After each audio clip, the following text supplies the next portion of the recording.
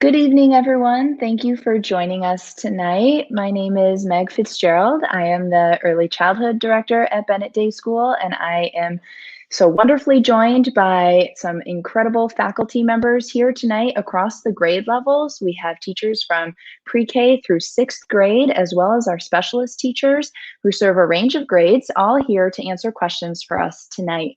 As we go through the questions that you've already sent in, thank you in advance when you registered for the event.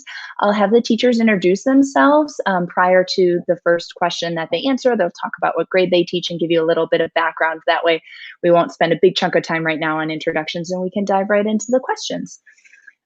So we'll be saving a little bit of time at the end to answer any additional questions that you might have, and you'll be able to put those in the chat box. Just know there is a 30-second delay before we see your chat comments, so we'll offer that little bit of lag time at the end.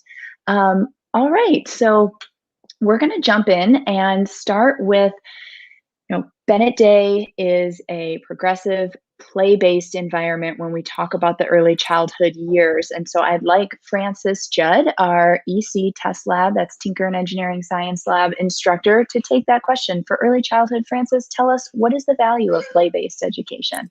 Thank you. And thanks everybody for joining us tonight. A lot of people, I should start with my intro, pardon me. I am Frances Judd. I've been with Bennett as an early consultant. And then when I couldn't stand it anymore, I had to join the faculty, even though I had already retired from teaching. I taught 27 years in a different progressive ed school in town. And I love early childhood ed. And I also am a toy and game designer and an app developer. The unique thing about my work at Bennett Day is I get to do all of those delightful careers in one place. I am the tinkering, engineering, science teacher for the young kids, and I work in Bennett Labs, helping the children to do product development for a wider impact in the community. The Tinkering and Engineering Science Lab in a play-based school is a wonderful place, either remotely or on campus, where we tinker to solve problems and we engineer. I think the value, from my perspective, in early childhood on play-based education has to do with the word play and how we often confuse it. Adults, when they're in play, I made a little list today from the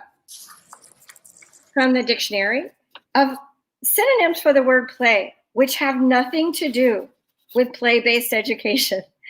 Those words are relax, rest, amusement, entertainment, relaxation, diversion, distraction, leisure.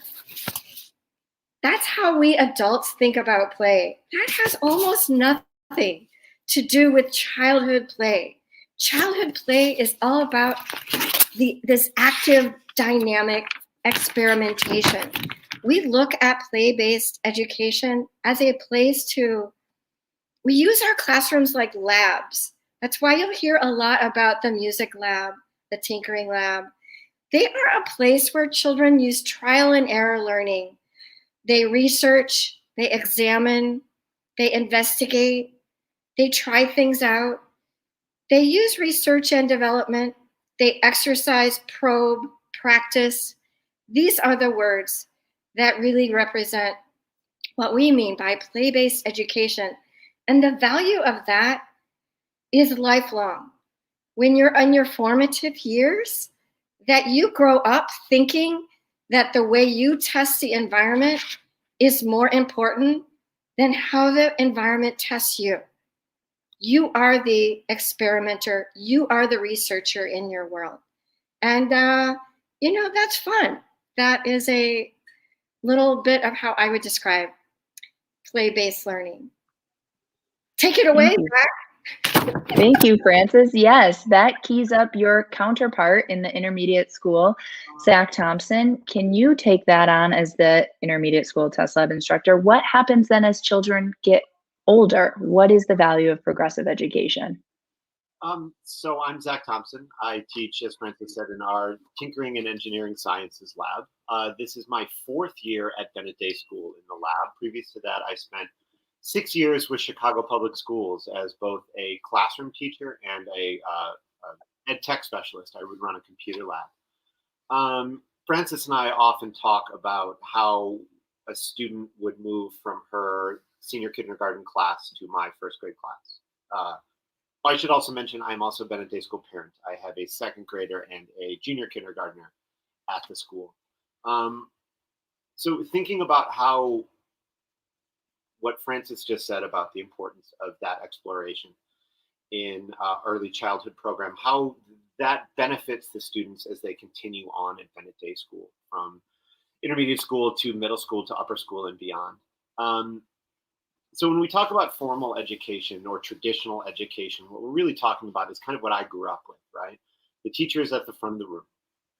I am an empty vessel waiting to be filled with knowledge, right? And it is up to the teacher to decide what knowledge is important and provide it to me, right? And the problem with this is that it's passive, and that passivity only breeds sort of more passivity, right? And so you end up with children who either don't know how to ask or are afraid to ask, or in my case, get in trouble for asking. What is the meaning of this? How can I use this information, right?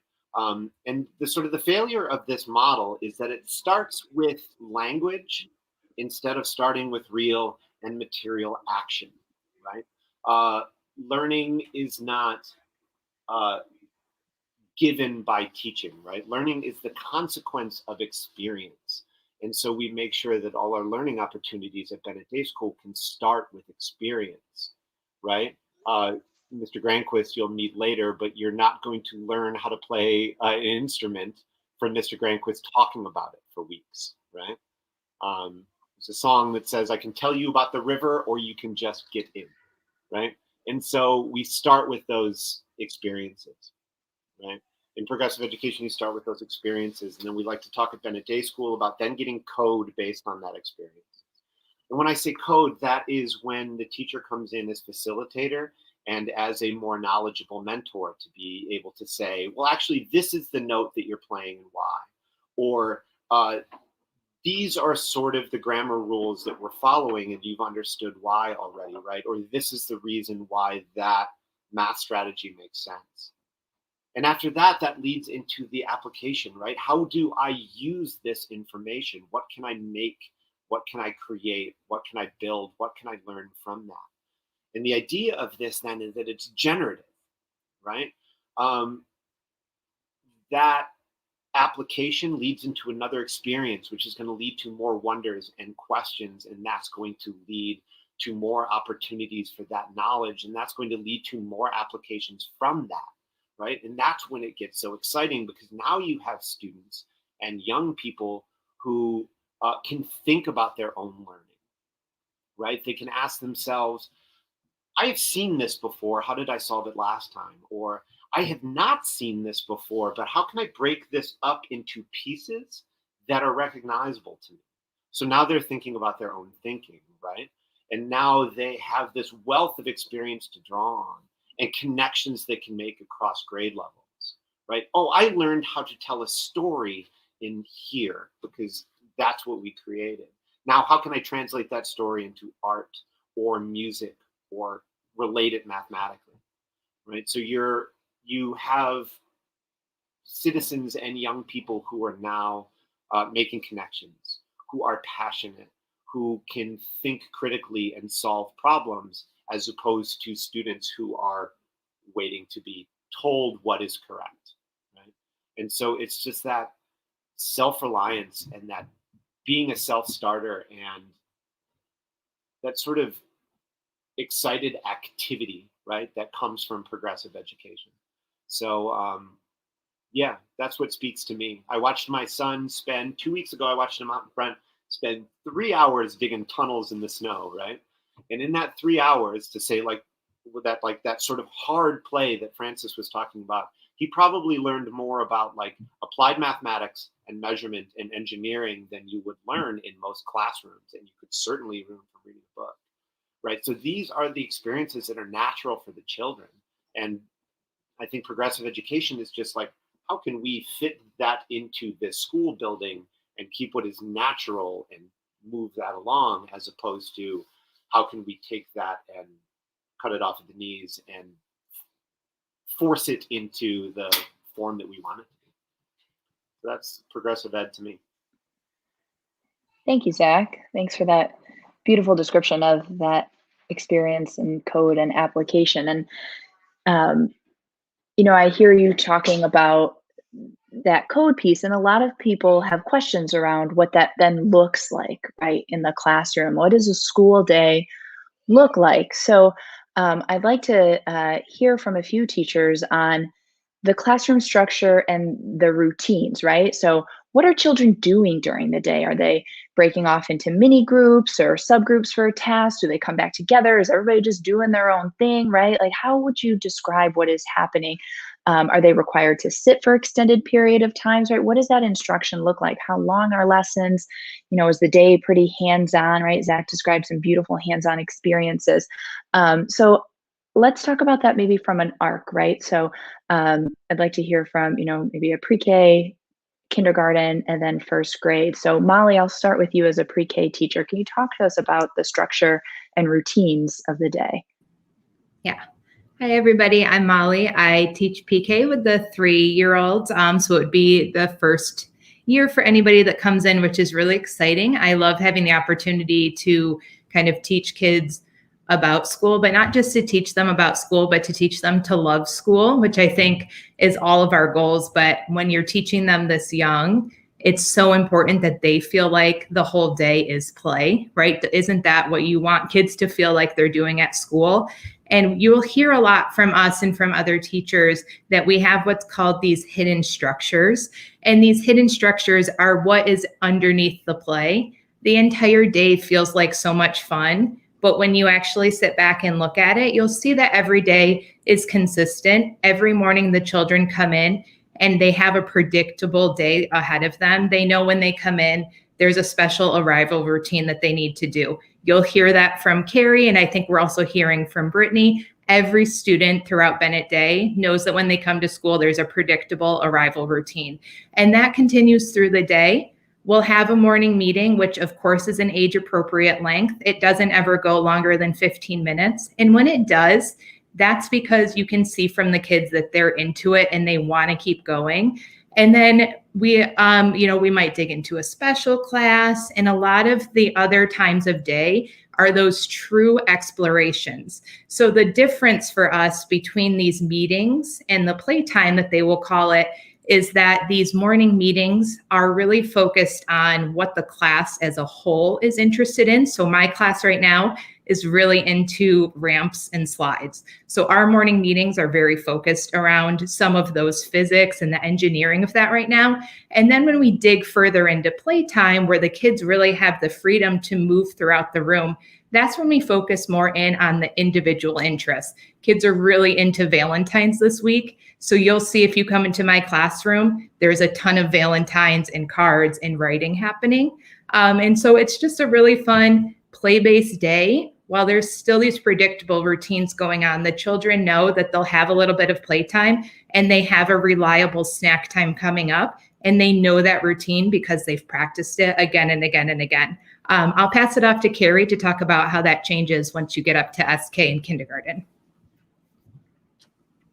Hi, I'm Carrie Camacho, and I teach senior kindergarten. It is my 4th year here at Bennett Day and my 11th year teaching overall. I've also taught first grade and junior kindergarten at Bennett Day. So I've had a few really cool experiences there. I'm going to echo a lot of what Molly just shared. In SK, they come in a dependable schedule every day. They know their arrival routine as well as a posted daily plan, so they know exactly what to expect. If they're a little uncertain what's happening today or what day is it, they can go right to the daily plan and check out what's going on. We start every morning with that morning meeting to welcome and greet everyone, know who's here to work with and play with today, to feel like we are a part of a community. A little change in SK is we might start to extend the times that we sit. So like for morning meeting, it starts out in the beginning of the year about 10 to 15 minutes, but that might increase throughout the year as their ability to talk and listen grows as well. And of course, judging on their interest and engagement in that time. We do also have that continued explorations time, that open-ended time when they can explore and play and discover. And then thinking about that code piece that Zach mentioned earlier, we do also have some small mini lessons that are a little more teacher-led, where then they can break off in partners or small groups or even independent to apply some of that code that we've discussed and shared. I'd like to jump in. It's so exciting. I'm Brittany Washington. To just hear like the connections that we continue to make from each grade and when they move up. So I've been teaching here at Bennett for 2 years. I've taught first grade there last year and first grade this year. And then this is my fifth year teaching. So I'm at that 5-year mark where I feel super excited and super into teaching and like, yeah, this is the real thing. So I'm super excited to share a little bit about first grade. I would say I could echo both Carrie and Molly. Our morning starts with our morning routine. Something that's very encouraging for first graders is that they're ready to read. They want to read all the things. They are so excited about reading. And so a big part of our day in the morning is to look at our daily plan and to really take the time to go over and check off all of the things that we're doing throughout the day to kind of get those skills, those good skills, foundational skills of being able to plan out things and make a plan.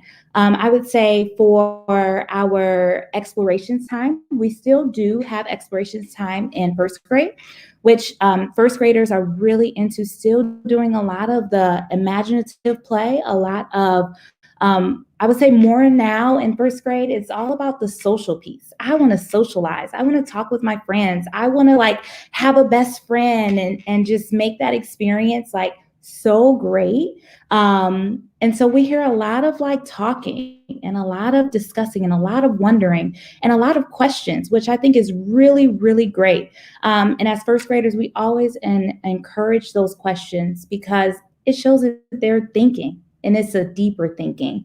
And so I would say for math and literacy, those are some things that are very, very like big foundational skills that we are continuing to practice. And so what you'll see during those times are whole group lessons. You'll see small group lessons as well for just that instruction for a few students, and also being able to tie in a lot of the things that we are working on in our projects into that. And I want to share that the experience for first graders, it just really shows that they're like ready to learn how to be a learner. Like they're learning how to like do school and be a great part of the school community. Thank you, all three of you, for sharing that. Beautiful to see that scope as the children grow. One of the most common things that we hear from our students and unprompted will often say about our community is how nice everyone is. And so I'm wondering from the teacher perspective, if you can think about why that might be. So Francis and Peter, I know you both wanted to speak to that. Francis, could you speak to that first from the early childhood standpoint? Yes, I would be happy to. Again, I'm in the tinkering and engineering sciences for the youngest children, and I wanted to talk about this delightful question related to the word empathy. I notice when I see all of these teachers in their classrooms and in my own classroom, I notice that a lot of our work is about empathy. If Brittany is going through a piece of literature with her children, she's likely looking for the character in that story, and the children are trying to empathize with that character and why are they acting as they do in literature. that is very different kind of empathy that a counselor might come with.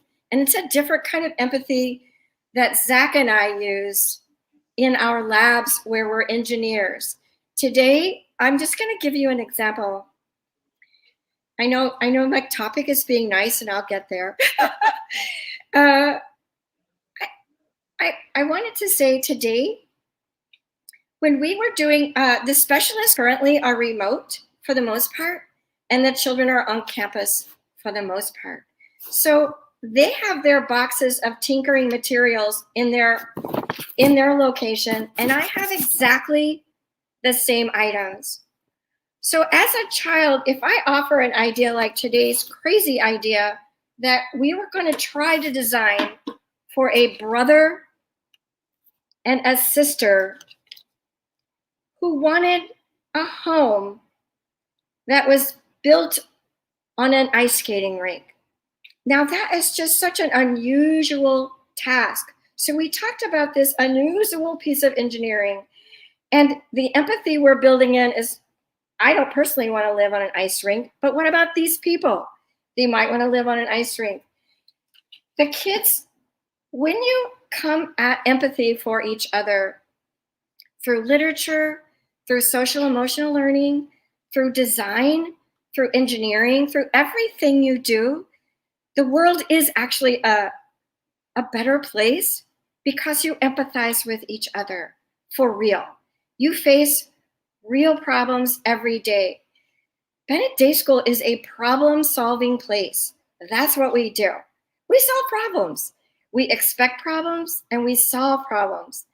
One of the little five-year-old in a class today, when he was building a bedroom for his students, for the brother and sister, he designed a bed with his silver box and his cotton. I can't even use this remote, it's different than ours. And he designed a headboard for these pair of siblings that had hockey sticks for the backboard of the bed.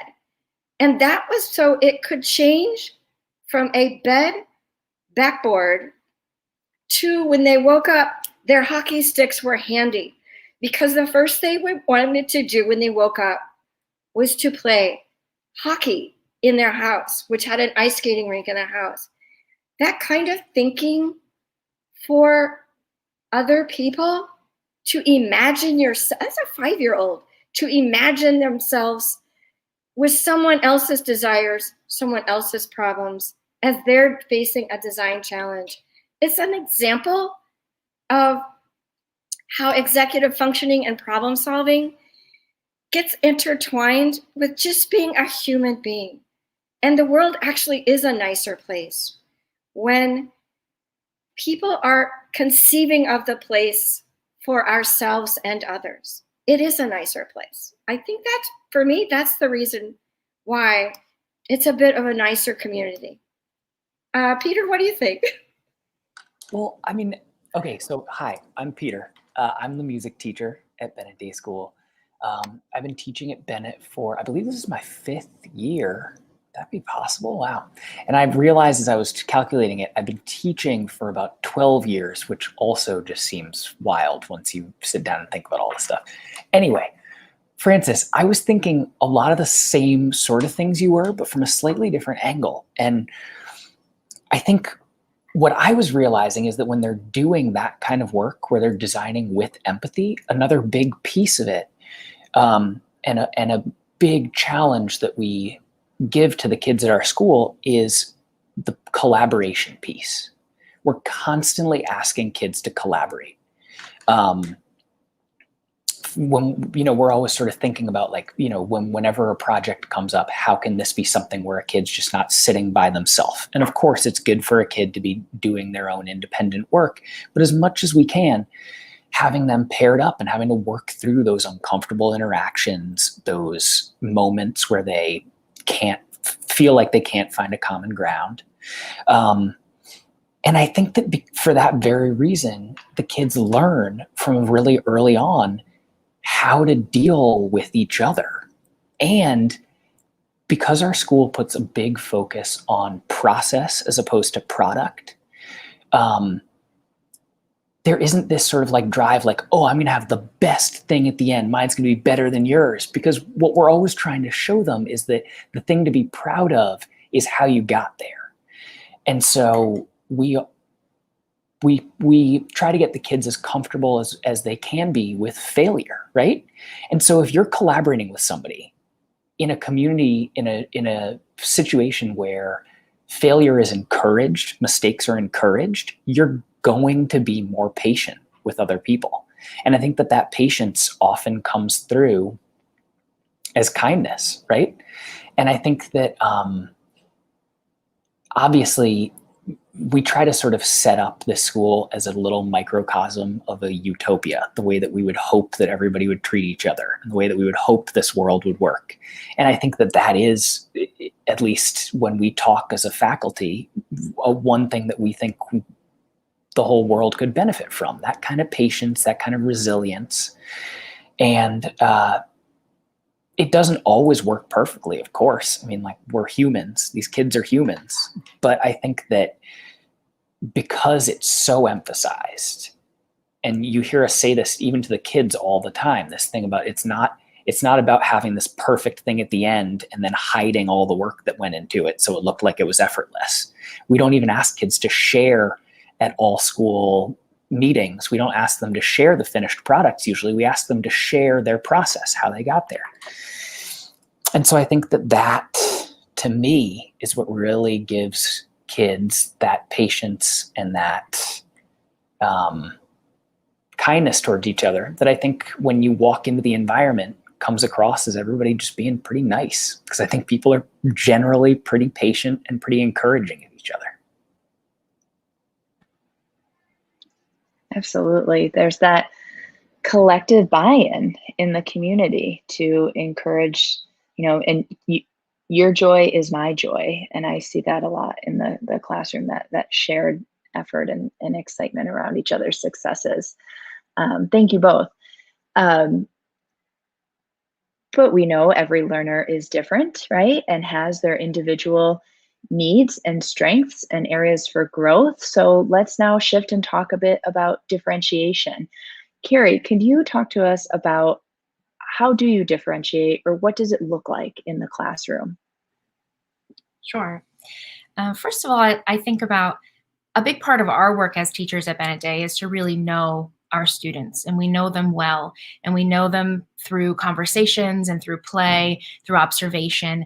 And because we know them so well, that helps us to know where their needs are and where their strengths are. And so the two things that really popped into my head as far as how I differentiate, first of all, a lot of our work is done through discussion with each other. It's not so much me up front talking at the children as it is we're all talking together. And so I might pose a question and someone else has the answer, and, well, what do you think about that? And we can all really learn from each other and share our thinking. No matter where that level of understanding is, we all can share our thinking and maybe see from someone else's point of view. And maybe that's, I really understand this well, and now I can teach my classmates and take on a leadership role in that. Or maybe it's, gee, this is pretty confusing to me. But my friend over there, what they're saying is really making sense. So really that learning from each other. And the second thing I thought of was open-ended activities. So rather than just having like one, this is what you must do and here are all of the steps, having something kind of open-ended where children can approach it from different ways and use their strengths, but also build up where they need extra support. So for an example, an activity that I like to do near the end of SK when we're talking about numbers to 100 is challenge the children to use some loose parts to make 100. And what's great and beautiful about this activity is you're going to have some children who can make that 100 right away, but you're going to have others who might take a few tries at it to make 100. You're going to have some who are practicing their one-to-one correspondence counting when they do it. And you're going to have others who are sitting there grouping in groups of 10s and 5s and organizing it in different ways and counting it in different ways. And so it's really beautiful because it's really the same activity, but each child was able to step into it at a level where they were comfortable and then progress to the next step. Thank you. So our next question, I want to send to a member of our representative of our Diversity, Equity, and Inclusion Task Force. So Brittany, can you take this question on how do you as a teacher foster an inclusive and equitable classroom? Of course. I must say that at Bennett Day School, we are embracing the diversity of our students, our families, and our faculty who make up our community. And we're providing this variety of opportunities for students to be able to embrace their culture, have a sense of like belonging, and get to learn more about others from a perspective that's other than their own perspective, right? It's a little bit different. Which is very important. And in our classroom communities, some things that we're committed to is like having these honest conversations that we know may not always be easy, that allows students to be able to comfortably come to us and ask questions and be able to develop a better understanding of one another, of other people who are different than you, and being able to include others who are different than you. So that's something that we're really focused on, especially this year. We've been really focused on identity and diversity and understanding the social justice behind all of the actionable things that everyone is doing in our communities, outside of Bennett Day School, inside of Bennett Day School, and being able to provide students with a variety of opportunities to engage in this like work that we're doing all together. To help build our community up. So for example, some examples that I can bring up just to think of are self-portraits, being able to really analyze ourselves, our identities, where we come from, skin color exploration, being able to understand that, you know, we're all different. We're all different. And that difference helps us be able to bring the richness to our classrooms and to celebrate it. Being able to create identity masks and like study through books and literature. Francis, you made a great point about literature. It's very important that we look at different characters, that characters are represented in different ways, to make sure that all cultures are represented in different ways. When we think about I'm thinking of like examples, our family photo share. And I know in our classroom, it's very important that each student has a family photo that they can reflect on. Everyone can see, you know, who's in their family. They can share and bring that to our classroom community. And that helps you bring your sense of self every day when you come to school, knowing that people understand a little bit about who you are.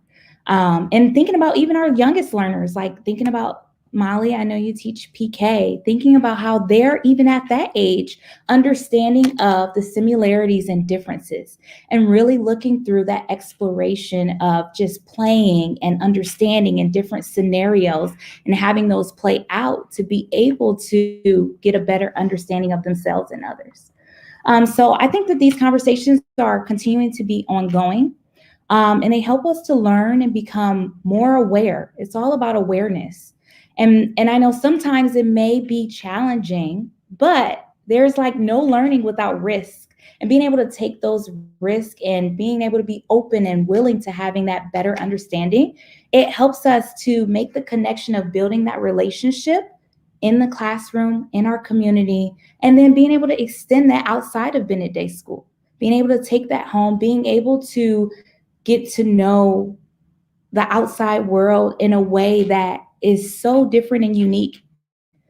So that's kind of like where I'm at with inclusion in my classroom. And I hope that I could give that like lens of we're doing quite a few things at Bennett Day School, and we're continuing to encourage students to want to be willing to learn from others.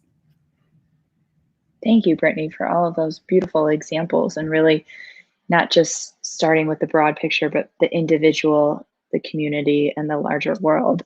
Thank you so much. You know, we've had a lot of questions come in around, obviously, this unique school year that we are in, around the impact of COVID-19 and what that's had on our school. So we're going to have a couple questions here. The first one, Molly, you can maybe speak to some of the safety protocols within the classroom. And just to give the audience a little bit of context, we are in smaller cohorts this year. Students are in rooms in groups of 10, 11. So we've been able to really help mitigate and provide that social distancing and, additional HVAC accommodations within the larger school. But Molly, can you talk a little bit about within the classroom? Yeah, of course. And I want to preface this all by saying that these decisions were not made lightly this year. I think I can speak to that. I was on the planning team over the summer, along with a couple other people, to really figure out how do we enter a school year in a pandemic without having kids think about germs every second of every day. And so that was so important to us. And I can say with assurance that this year, I think it's on the adults' mind sometimes, but I know that my kids are enjoying school just as much as any other year. To them, it's just another routine. And so to start, like Meg said, our classes are in smaller cohorts. You've heard from Francis and Zach and Peter. They are teaching remotely this year. There are specialist teachers. So all of those are being zoomed into the classroom. Since they work with so many students, we're really working on minimizing those contact points. So all of our specialists are zooming in this year. We cannot wait to have them back once things start to come back to normal. We miss them so much, but they have really taken on that tough work this year. So thank you to all of you. We've talked so much about our morning meetings and how we play in a large group and then in a small group. That looks quite different to us this year. We're used to gathering and facing inside on a rug, but we've had to make that change to make sure that everybody's facing forward so that, as you breathe, the mask is catching it and anything not caught is hitting the back of somebody instead. And so the way that that's set up this year is that every child has their own designated space. Teachers have made that their own. They might sit in a tape square. They might have a yoga mat. Every child was given a lap desk this year or a tray table. So at Bennett, any other year, you would notice that everybody's working at these large tables. We're not a desk community. We really enjoy that shared space to work together. But again, this is a small change we're making this year. And then at the larger tables, they are still in play, but they have these, believe it's plexiglass dividers so that children can still interact and talk through the dividers. It's actually really sweet to watch it happen. It's just like a normal day to them. It's no different. The children are wearing masks all day long, inside and outside. The only time that they're removed is for meal times. And that's, again, when the children are at their lap desks in their own designated areas, all facing the same direction. We removed any pillows, blankets, anything that cannot easily be sanitized every night. So every night when we leave our classrooms, toys are sanitized, tables are sprayed, chairs are wiped down. And then, of course, we hand wash, and we even have this somehow state-of-the-art hand sanitizer. It is honestly probably the safest place you can be in Chicago right now. We love it. We feel very good about being at Bennett. So yeah, if there's anything you could say, children are so resilient. It feels like school to them. And I think that's all due in part to how carefully we've set up all of these protocols. So yeah. Thanks, Molly. I know it's not without so much hard work and effort on the teaching end and getting kids used to these routines, but you've all done such a beautiful job. And a follow-up question, Carrie, I'm going to see if you can take this one. Given the impact of COVID on students at other schools, how will you as a teacher handle or have maybe already handled children coming into Bennett from an e-learning environment where they haven't been around peers for some time within a larger portion of the school year? Yeah, I actually had the joy of welcoming a new student into my classroom just this January, so not that long, and it has been a really smooth transition. It reminded me a little bit of the beginning of the year when, of course, you have to introduce everyone and introduce a way around the classroom, but really the beauty of Bennett is our work that we do together and our social and emotional work that we do. And so every child is working on how do we solve problems or resolve conflict, or how do I enter play?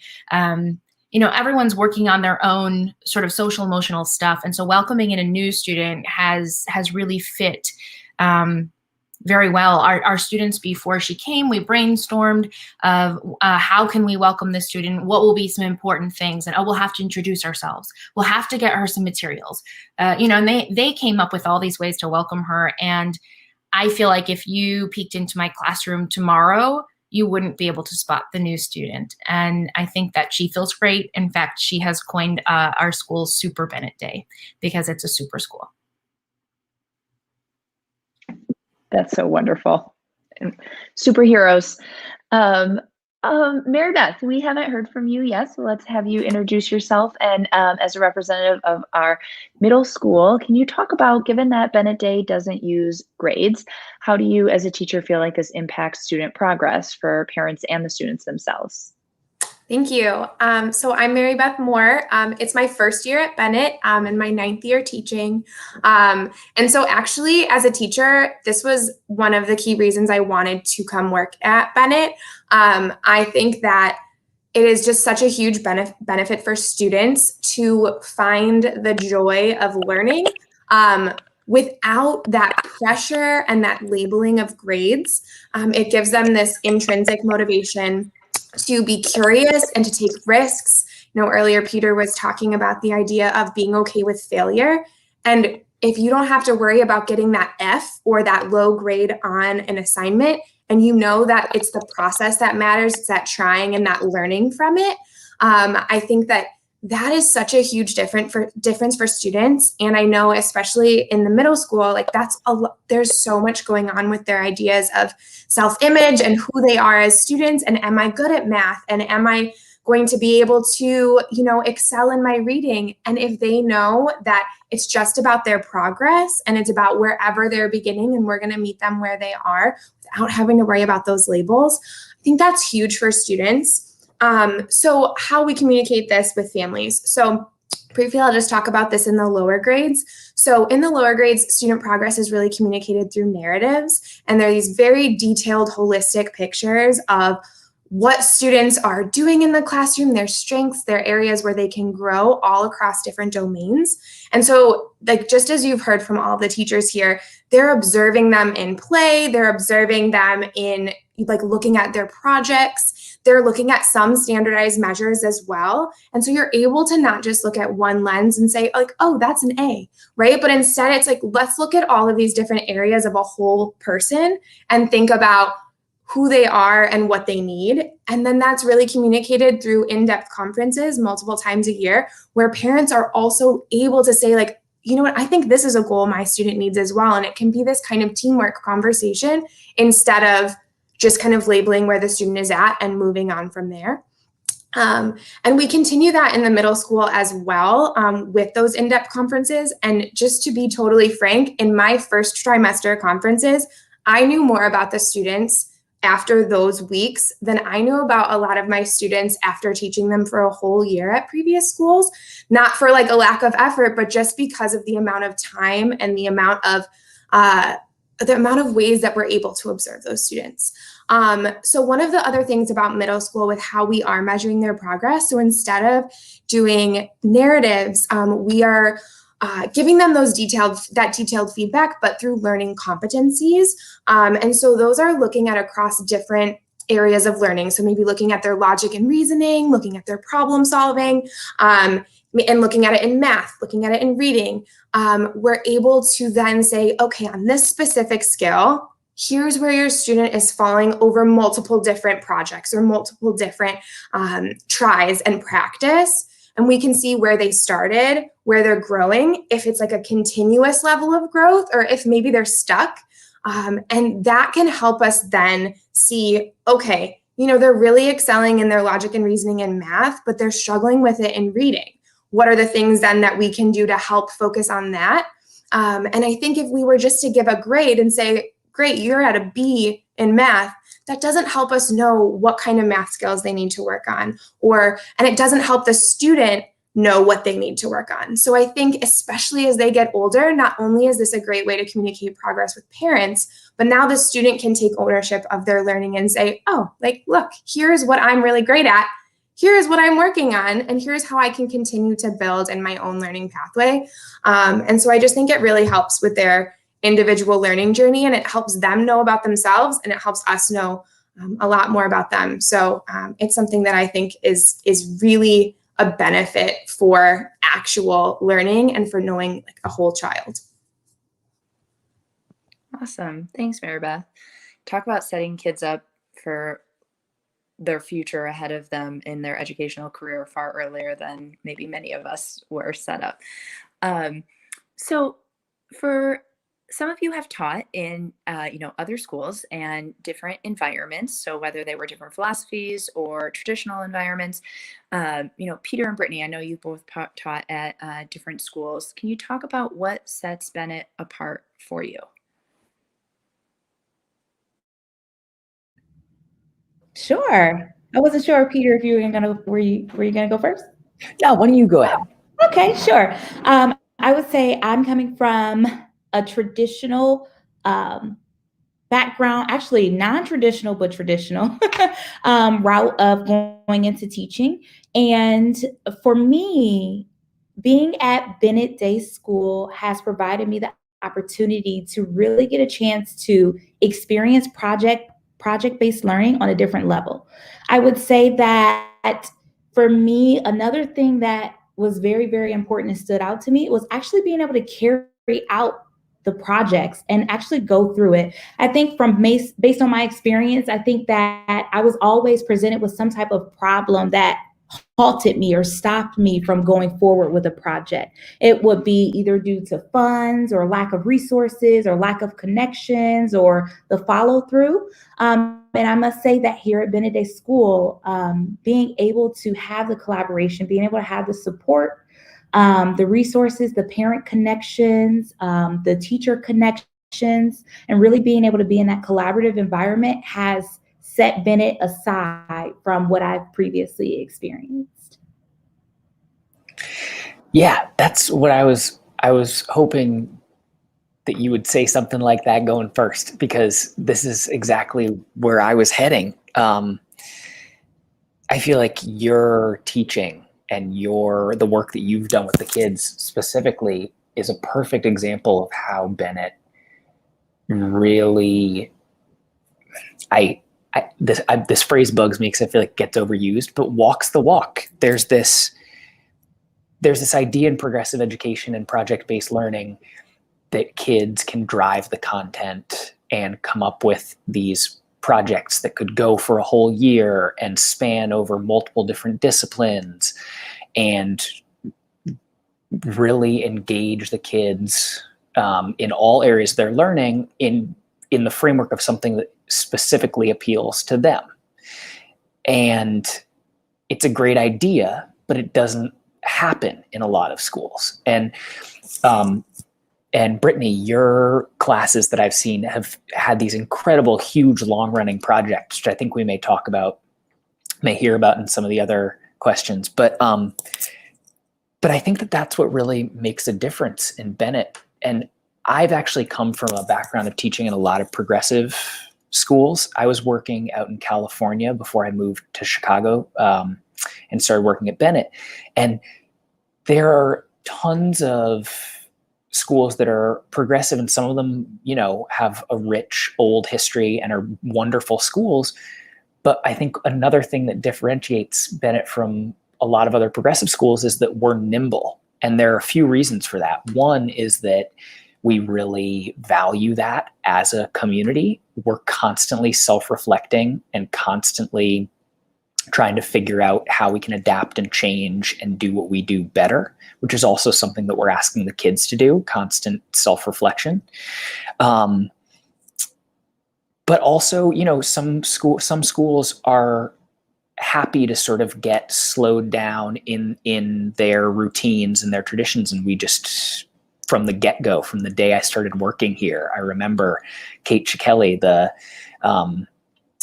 head of school, said, the one thing that always stays constant is that we try to change and innovate and move things forward. And so I think that to me is the defining characteristic of Bennett that separates it from all the other schools that I've worked at.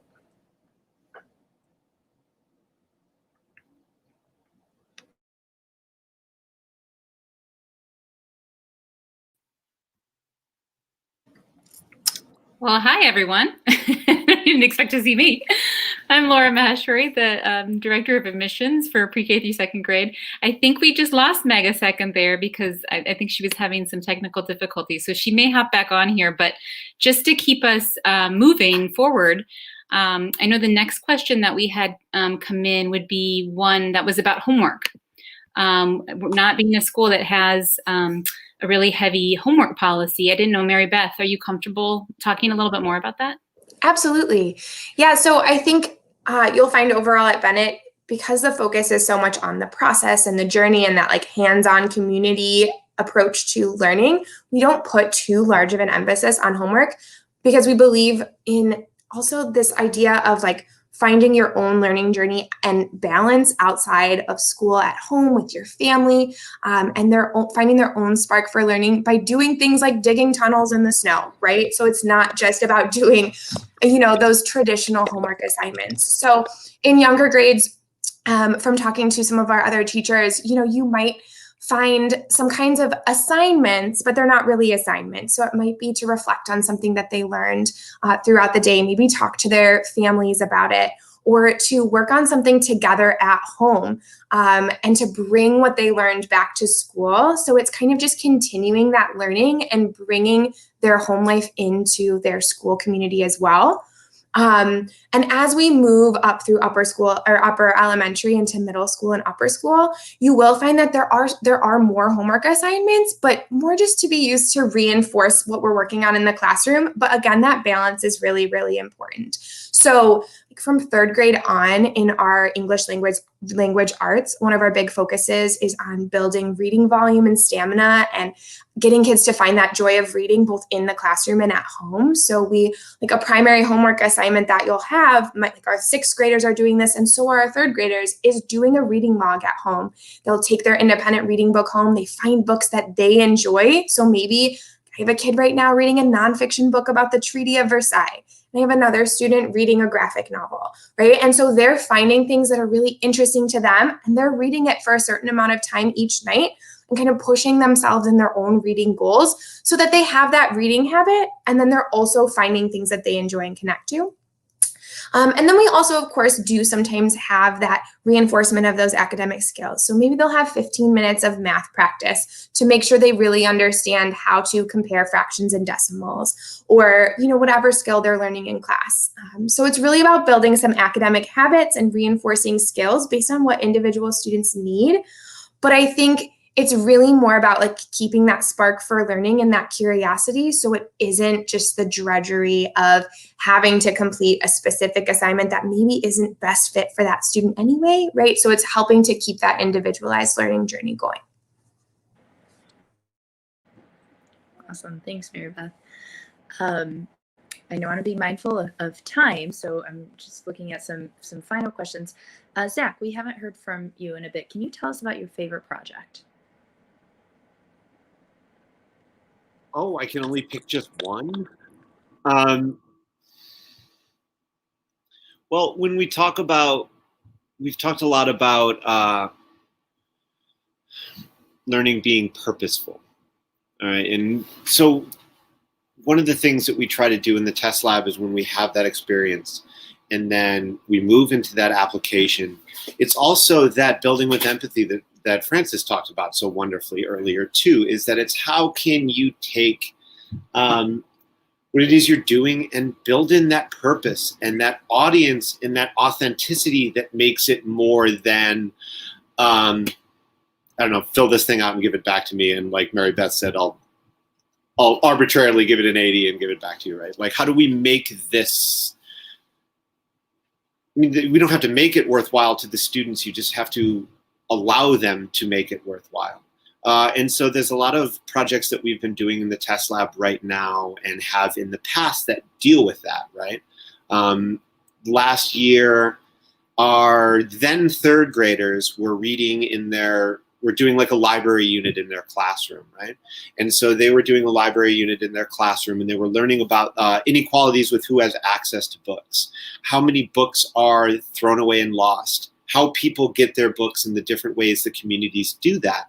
And one of the ideas that they had was that Bennett Day School should have one of those little lending libraries, right? You probably seen them in the park or in front of houses.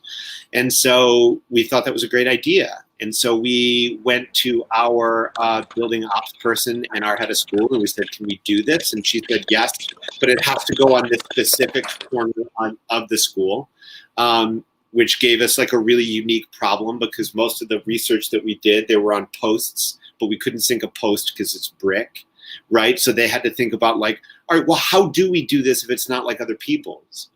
And then to get a sense of scale, they were building these like full-size cardboard prototypes and having students be able to talk to each other and say, how big is this thing supposed to be? And they're like, I don't know, how big is that book?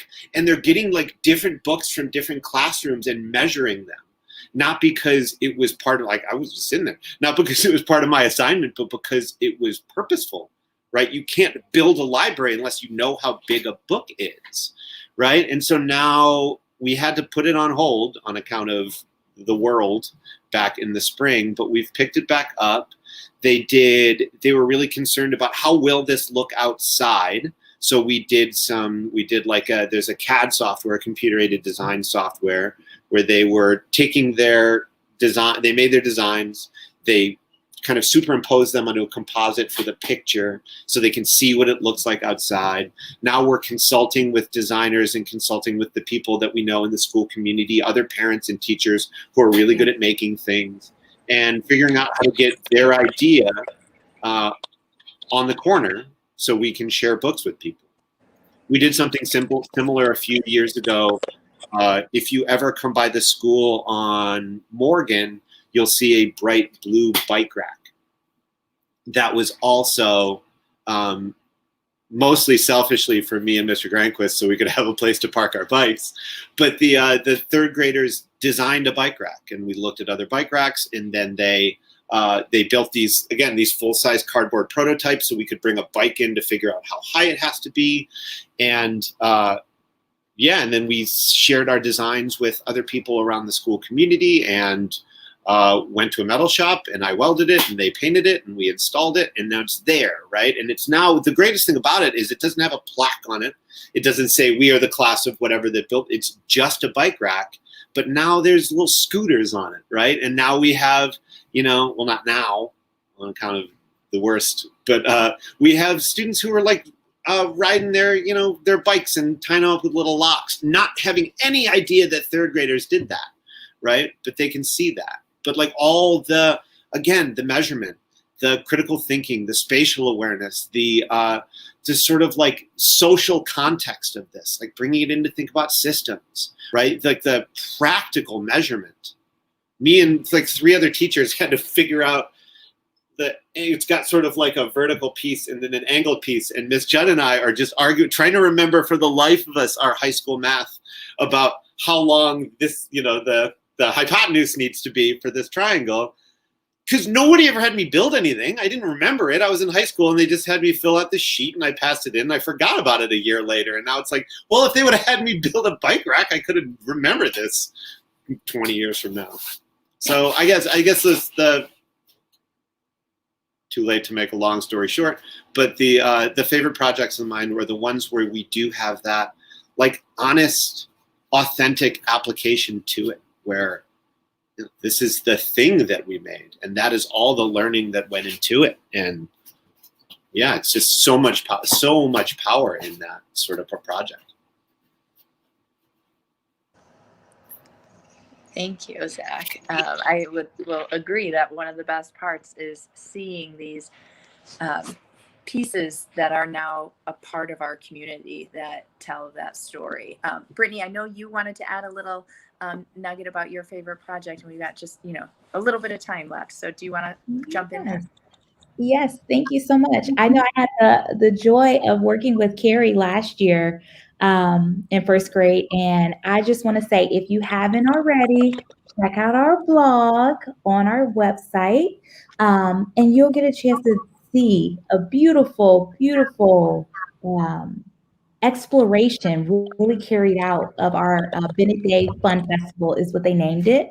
And the Grandy Band was the name of their band. And so the first graders just took that one idea of, oh, we want to have a music festival, and turning it into so much more. So if you ever get a chance, check that out. And I think the enrollment team might be able to send you that link for you to be able to view that, because it's awesome. And it's so much, like Zach said, power in those experiences. Awesome. Thanks, Brittany. So we're coming up on 9 o'clock, and the last question I want to end with is about parent communication. Carrie, the question is there an open door policy on communication between teachers and parents? We love and encourage communication with parents. You are the experts in your child, and I know we see them a lot throughout the day, but we see a different child sometimes than what you see at home, and you can really fill in a lot of gaps that we don't see at school. We build in a lot of time at school, the 3 conferences, our intake conferences, 6-week check-ins, so we build in a lot of time to talk with parents, but always sending emails or scheduling a quick call to share something that your child has been bringing home, and you have more questions about it, or you want to share something going on with your family that we can support your child at home. It is always welcome and encouraged. We are on a team with you to support your child, and we want to be able to support your child in every way that we can with as much information as we can. Can I add one thing to that, Carrie? I would say, too, that students know that the communication is very open, and they are so excited for you to share a picture, for you to share an idea that they may have had. And just to keep that communication open is always great. I just want to add that piece in, because my students always say, can you send this to my mom and dad? Or, okay. And they love the follow-up. And so I think that it's good that they know that we have that communication to be able to chat together and support them. Mm-hmm. Thanks, Britt.